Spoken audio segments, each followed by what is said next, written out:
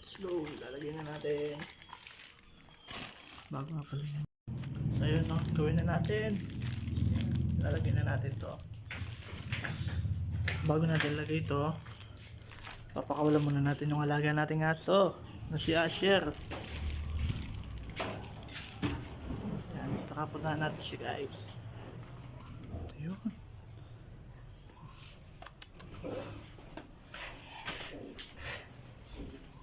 Asher. Pakawalan natin siya, guys. Wait lang. Asher.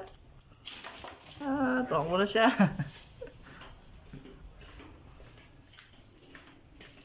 Pwede natin pinapakawalan natin yan at kapag umaga, yan, titignan natin kung nakasara yun doon sa may gilid kasi dumadaan siya doon.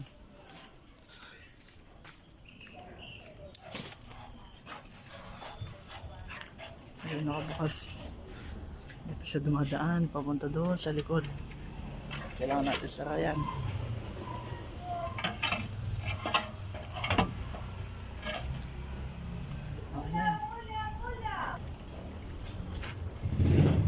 Dumako na tayo doon sa may motor.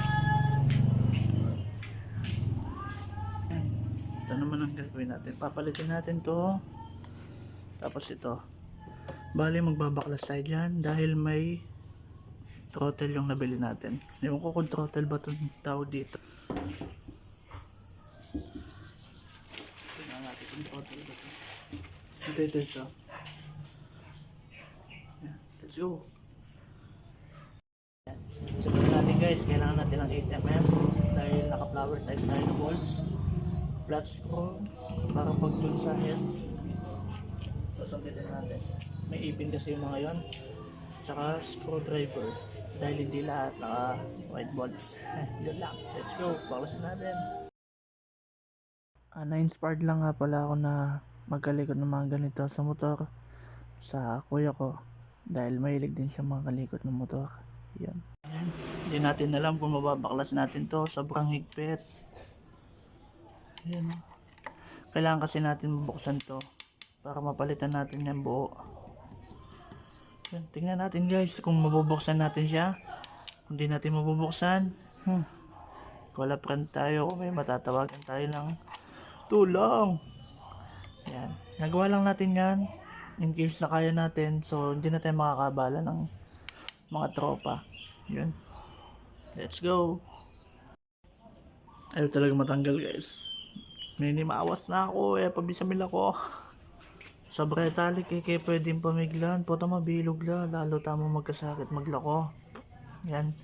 Hindi natin siya pwedeng biglayin guys. Baka lalo tayo mahirapan magtanggal. And guys, nakahiram tayo ng tools. At syempre gagamit tayo ng martilyo at saka ng 10mm. Tatanggalin muna natin itong lever para mapukpok natin na maayos yan. Okay, let's go guys. Simulan natin. Fast forward tayo dyan guys. Yan. Binabaklas nga pala natin lever para mapukpok natin siya ng maayos yan. Kung alam nyo naman gawin guys, or kung di naman, try nyo lang para hindi na kayo gumastos. Yan lang. Yan, natanggal na natin. Yan, salamat sa park drive. Tapos kailangan na lang natin tanggalin tong tornilyo dito. Ito. Hanap muna ako ng Philip. Ay, Philip tuloy. Hanap muna tayo ng Allen rings. Yung pinakamaliit na tiles. Let's go. Yes, natanggal na natin siya. Yan. Pangit lang kasi dito sa hand grip na to guys, yung JRP. Pag tumagal, siya, malagkit siya sa kamay tapos kumakapit siya sa may palad nyo. Kaya yun lang guys, yun lang. Wala akong ibig sabihin pero goods to makapit siya sa kamay. Pangit lang kapag tumagal siya, yun, nagmamark sa kamay nyo yung kulay black. Ayan, hindi ko na alam yan kung paano ilalagay yan. Patay tayo dyan. Okay, kabit na natin guys. Yun nga gaya na sabi ko kanina, kung minor lang naman or kung di naman masyadong mahirap, try nyo na baklasin para kayo din, nagagamay nyo din yung mga alaga nyo.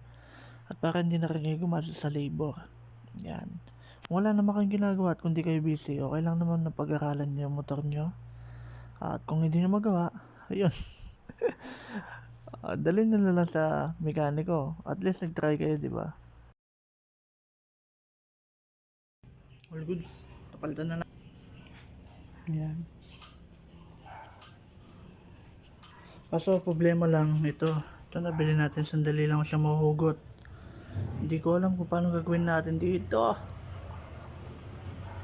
Pero bala na. Yan. Saka dito. Yan. Goods na.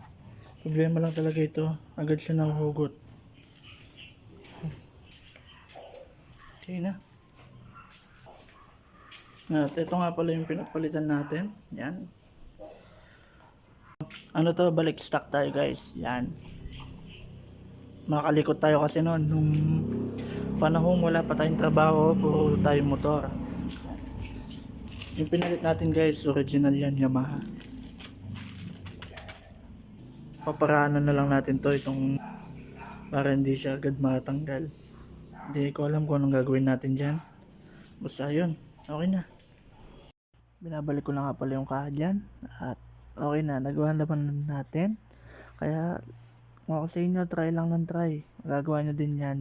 Basta bago nyo baklasin, tignan nyo muna para may balik nyo ng maayos. Yun lang. Yan, okay na. Papaliguan na lang muna natin siguro. Dahil marumi, ilang weeks na rin hindi nalilinisan. Pagka tinatamad na tayo maglinis. Ayan o, testing natin. Hindi naman siguro magbomba. Bayad naman din naman yan. Sa atin din motor yan. Let's go!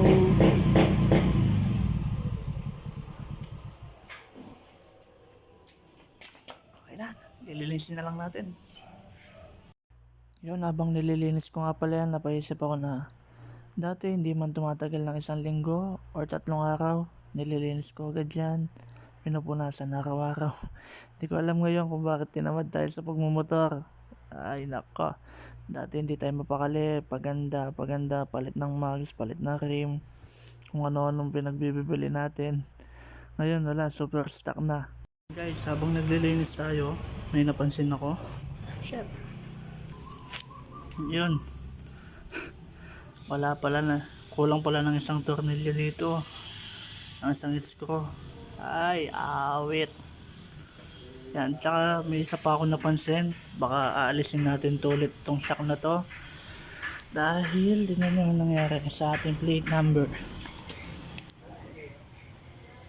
Kundi, ay, di makita. Basta yan. Ayan na, naninilaw na. Malayo na sa kulay.